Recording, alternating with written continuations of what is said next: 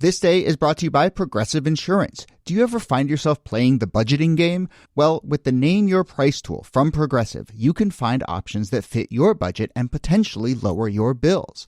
Try it at Progressive.com.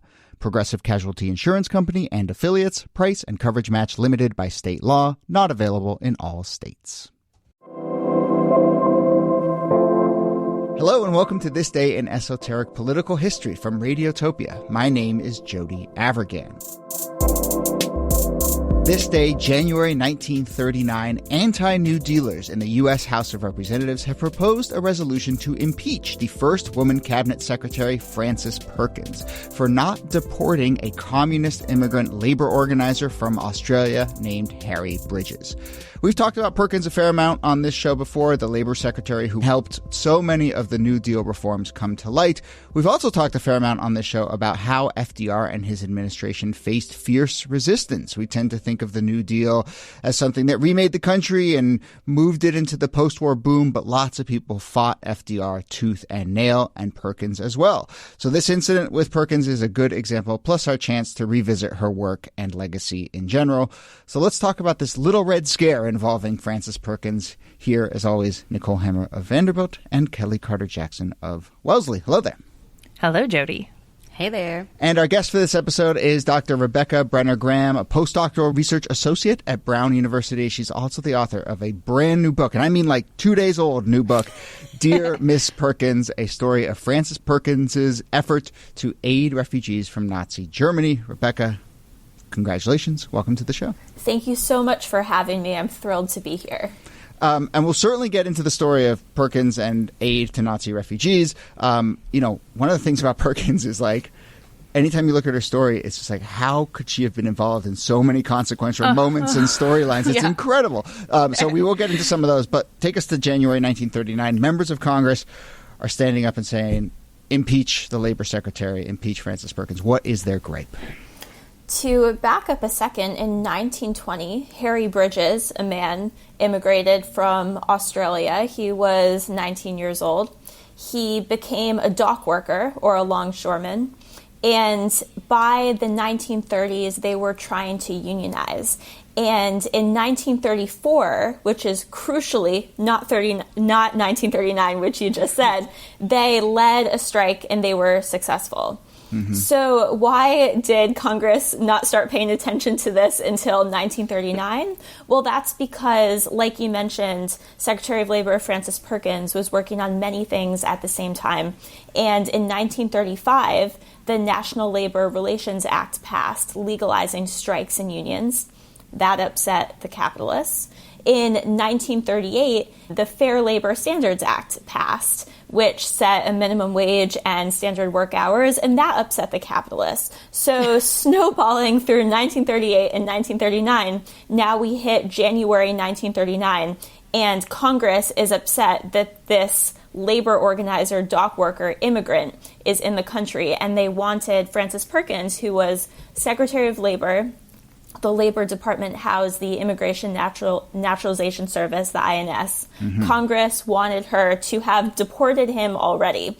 They were upset that he was still in the country, and that was why they accused her of treason. Incredible, because treason, as we all know, is in the Constitution as an executable offense. So it's a pretty serious charge. But no one would bandy the word treason about. Treason. We haven't heard it since. But I think what I love about laying out that timeline is that one of the things that you see is this little red scare, not unlike the red scares of 1919, 1920, and then after World War II, are very much tied to labor organizing and sort of the workers' claim to more power. And this is used to break the back of labor when that happens. But to me, it just seems, I don't know, a little too late, a little like all of this had happened years prior. And it's like, if you wanted to sort of, even if you wanted to deport Harry Bridges, and you did deport Harry Bridges, it would not have changed the fact that workers could still now strike, and that workers had a minimum wage, and that workers had sort of a better quality of life, if you will. Mm-hmm. At the same time, they all seem kind of insecure now. Like, the New Deal protections for labor were radical at the time, and they're not firmly situated in many ways. The backlash against the New Deal has made a lot of progress since then. Yeah. So one question I have is, you have all of these people affiliated with the New Deal who are pushing for labor programs and different kind of reforms that constrain capital. Why is it Frances Perkins? Is it because she's so close to the president? Is it because she's Secretary of Labor? Is it because she's a woman? Like, what is the targeting of Perkins in this moment? When I think there are, it's fair to say, some other people that you could also drag in front of Congress and try to impeach. Short answer is yes, and that's because all of the above. That's because when the Roosevelt administration began in March 1933, she quickly gained a reputation for being pro-immigrant. The Labor Department before Frances Perkins had spent a ton of its energy and resources on deporting immigrant communities.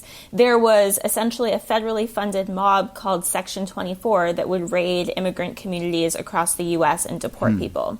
So she came in with all of these New Deal priorities, like the minimum wage and legalizing strikes and unions. But once again, it's all connected. And one of the first actions that she took as Secretary of Labor was she urged the president to combine the Immigration Bureau with the Naturalization Bureau, both within the Labor Department, to create the INS. And that was how she reorganized immigration to focus on a more humane process. And at the same time, in 1933, that was the year that Adolf Hitler came to power in Germany. And she was advocating at cabinet meetings to accept refugees. There was no legal definition of refugees, but that did move forward. That's the story that's in my book. But by 1934 and 1935, many Americans knew that she was a face of pro-immigrant sentiment within the federal government, and that really bothered them. At the same time, like you just asked, she was a woman. She was the first woman cabinet secretary. When she received hate mail throughout the latter half of the 1930s for not deporting Harry Bridges, they addressed her in all sorts of sexist terms. They would intentionally butcher her name. They would call her Mrs. Paul Wilson, which was her husband's name. And that wasn't what she chose to go by publicly. Yeah, I know. Well, Paul Wilson doesn't have a student loan named after him, so there you That's go. right. But I want to get to the Nazi refugee story that you just mentioned that you wrote the book about. But a couple things on this moment here and why they go after her. Is there a little bit of they're having trouble, or, we've talked a lot about how people went after FDR and like that he received a lot more hate than I think people maybe tend to remember. But was there a little element here of like, well, we can't go after the president, but we can try and pick off some of his most vulnerable cabinet secretaries, or, what's the dynamic there? I actually see that dynamic as starting from the president. Franklin D. Roosevelt was a great politician. He was good at deflecting political elements that he did not want to deal with or did not want to reflect directly on him. One of the first immigration battles in the Roosevelt administration was that the Labor Department and the State Department disagreed over whether the Secretary of Labor could accept charge bonds to ensure that an individual immigrant would not become a burden on the U.S. economy. And he threw it to the Attorney General. The Attorney General decided, yes, Perkins can use them. And then through other negotiations between the Labor Department, the State Department, and Congress, they ended up using them closer to a child refugee program instead. So Franklin D. Roosevelt was really tuned into what would be a political liability for him. And one of the takeaways from the whole Harry Bridges saga is that not only was Frances Perkins the face of pro-immigrant sentiment in the administration in the 1930s, but also being pro-immigrant became a political liability, especially as World War II began in Europe in 1939.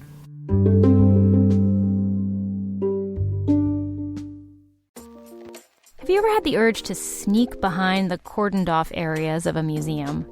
Or roam the halls after closing time? The Smithsonian's flagship podcast, Side Door, will sneak you behind the scenes of the world's largest museum and research complex. Come learn about the ghosts that supposedly walk the museum halls after dark, how a train robbery gave rise to criminal forensics, why leeches are actually the coolest thing ever, and how to get away with murder in the Arctic. Maybe. You'll discover stories of history, science, art, and culture you won't find in a display case. You can listen to Side Door wherever you get your podcasts, or find us online at si.edu/sidedoor. So, we're a few weeks into the new year. Do you feel like a new you? One opportunity we get to reimagine ourselves can come through a new wardrobe. Seriously, refreshing your clothes can go a long way. And this year, I've resolved to keep my look fresh while also trying to stay on a budget. Luckily, there's Quince. Let's go through a few early year wardrobe items. It might be cold wherever you're listening to this right now. Well, how about a Mongolian cashmere sweater? $50. Maybe you've resolved to hit the gym more? Okay, well, there's plenty of activewear options from sports bras to leggings.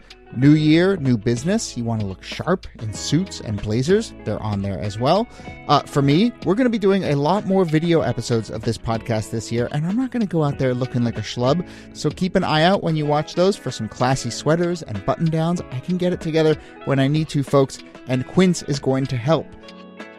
Upgrade your closet this year without the upgraded price tag. Go to quince.com/thisday for 365-day returns plus free shipping on your order.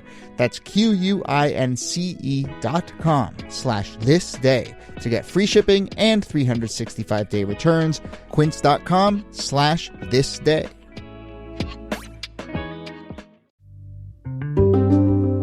On that front, I mean, I got to say, like, even just in this conversation here, I'm struck by how much you're kind of centering anti-immigrant sentiments as the sort of defining lens. I mean, you know, we have, obviously they are related, but, like, you know, we have questions about labor, we have questions about economic policy, we have red baiting, but it just seems to come back over and over to an anti-immigration stance. That might be partially because my book is about Perkins's immigration policy.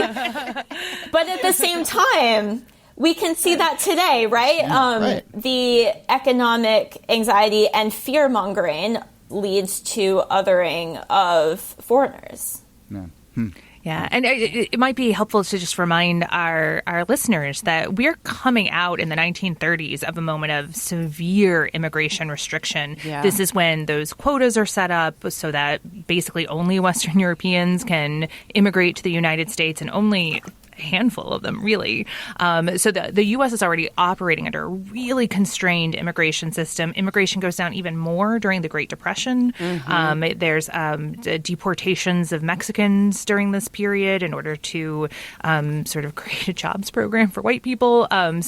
She is promoting immigration as a positive good at a moment when the politics of immigration are not on her side. Yeah. It's just also remarkable, too, how much people are connecting immigration and labor. It's as though they see the immigrants who are coming into this country as responsible for the different laboring practices, which were created to benefit all. I mean, like the child labor laws that, you know, Frances Perkins is putting together, and having these protections for, you know, shorter work days and a minimum wage and things that feel very common sense to us now, was not at all the case. And I don't know, maybe I think when I think about Frances Perkins, I think about sort of her background and how, like, as a woman, but also as someone who, like, witnessed the Triangle Shirt fire, like that horrible fire where lots of women lost their lives.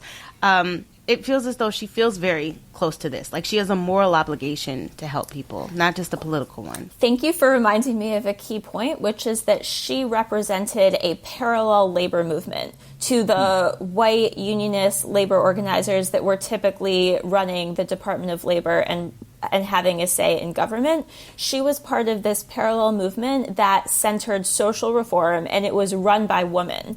So by appointing the first woman cabinet secretary, Frances Perkins, FDR was putting a different segment of the American labor movement in power. And that is crucial to the story because a lot of the backlash on her immigration policies came from the AFL and the CIO and the more traditional labor organizers who were white men.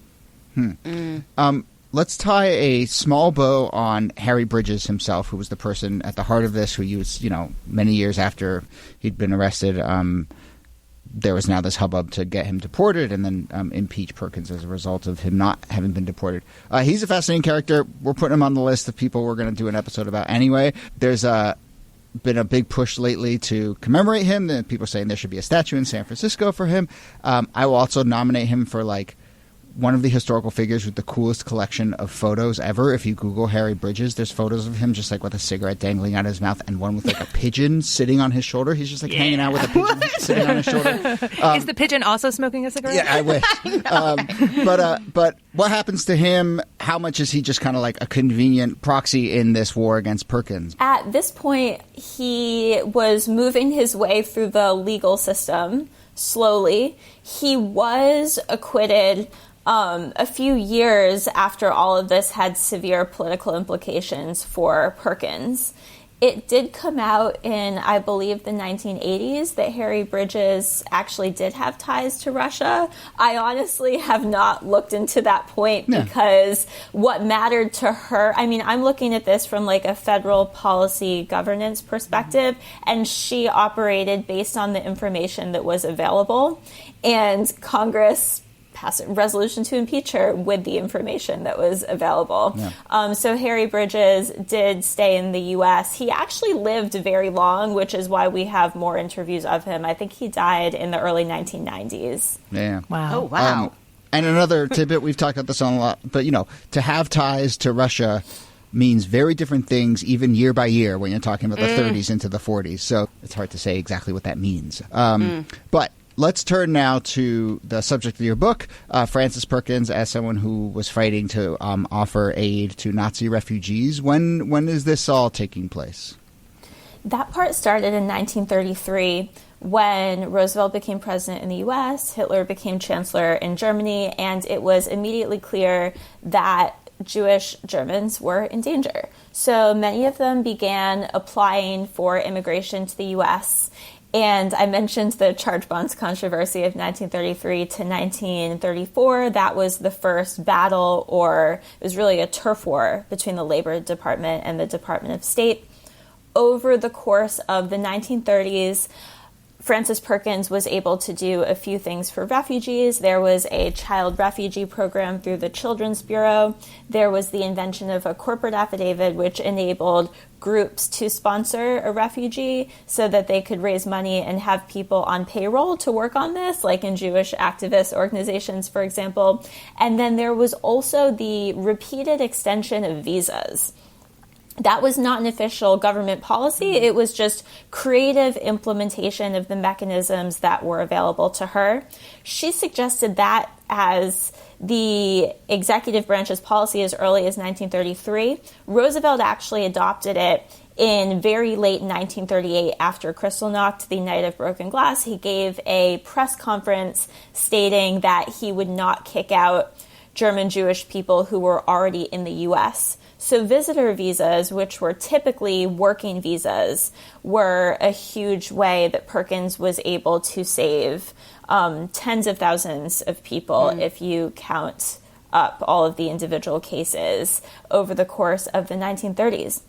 The Bridges story is an important turning point, though, because Perkins came into the Labor Department in 1933, and there is one point that's relayed in a male employee of the State Department's diary that she blew someone off the phone, and she told them in no uncertain terms, he writes, that the U.S. was supposed to welcome immigrants.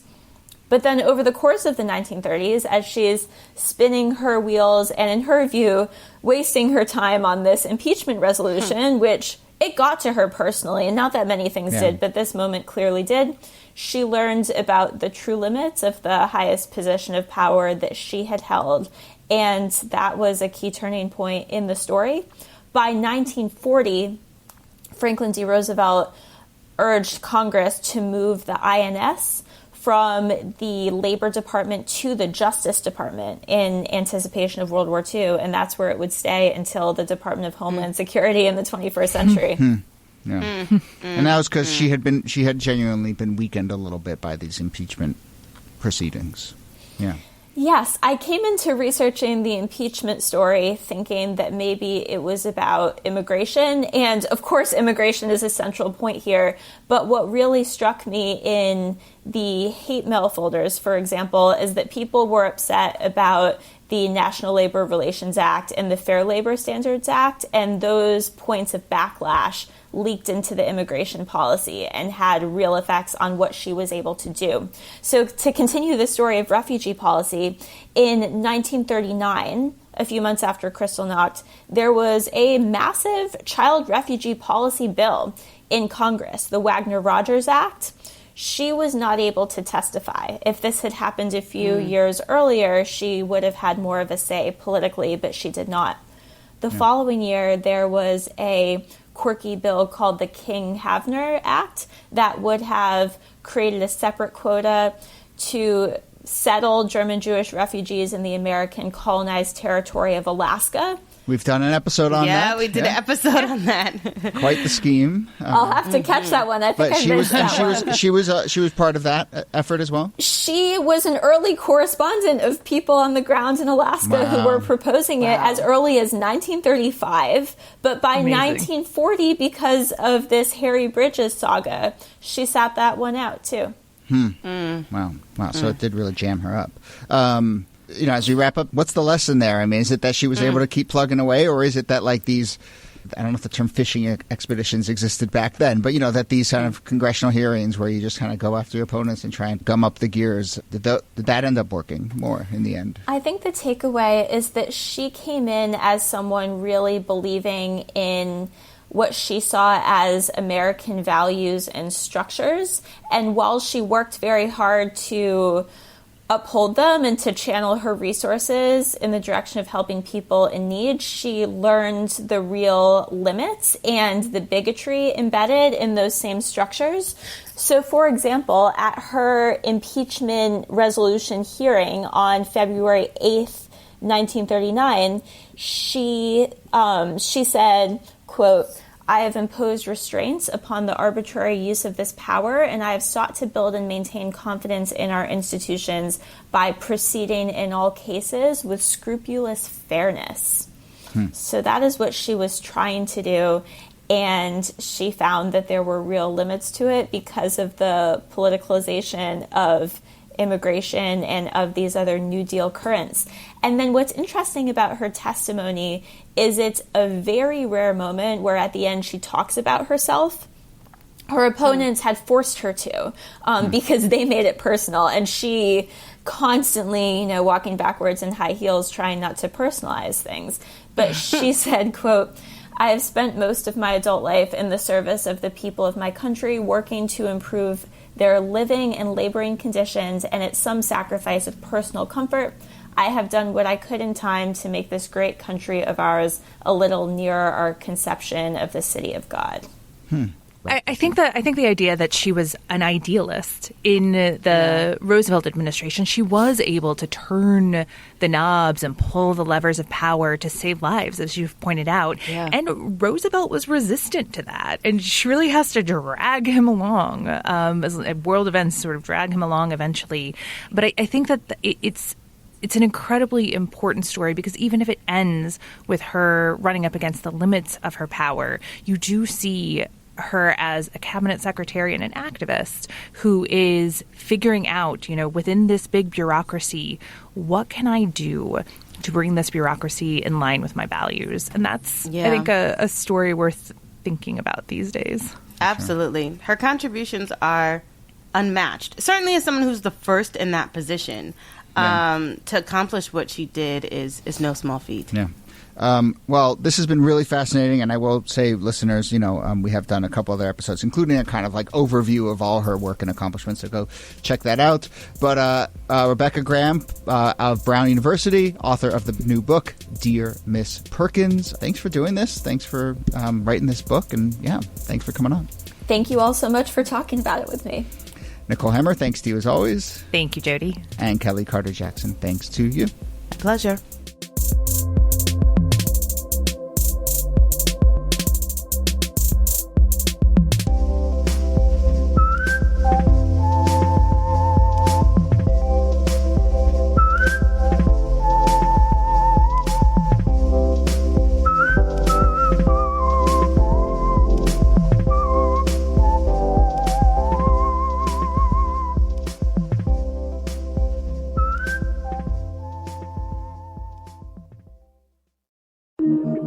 Radiotopia.